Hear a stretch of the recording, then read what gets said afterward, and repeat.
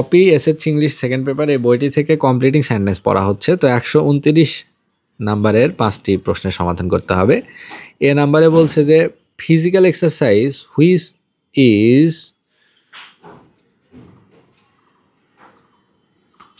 Is a must for everybody. Physical exercise which is a must for everybody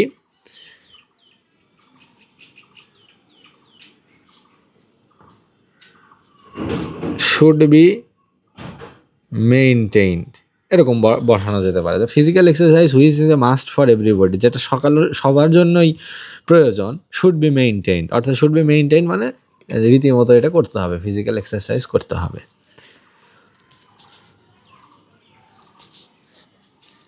B নাম্বারে বলছে you will obtain A plus, অর্থাৎ তুমি A plus পাবে provided that you study attentively, তুমি যদি মনোযোগ দিয়ে পড়ো তাহলে তুমি এ প্লাস পাবে।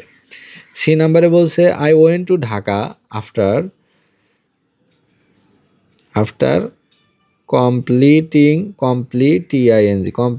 মাই ফাইনাল এক্সাম, অর্থাৎ আমার ফাইনাল পরীক্ষা দিয়ে আমি ঢাকা গিয়েছিলাম।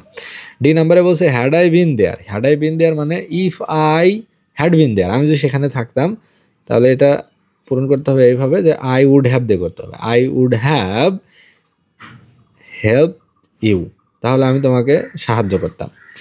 ই নাম্বারে বলছে ড্যাশ ম্যান ইজ মর্টাল, অর্থাৎ it is universal that man is mortal, অর্থাৎ মানুষ যে মরণশীল এটা ইউনিভার্সাল বা এটা সার্বজনীন, সবাই জানে এটা।